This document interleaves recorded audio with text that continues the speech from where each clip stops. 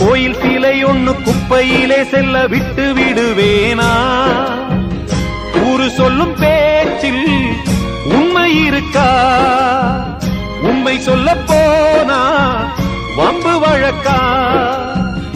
அறிவுக்கு மேலே சக்தி இருக்கா?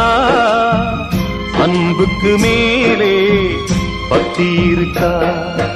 எடுத்த சபதம் முடிப்பேன் கலங்காதே,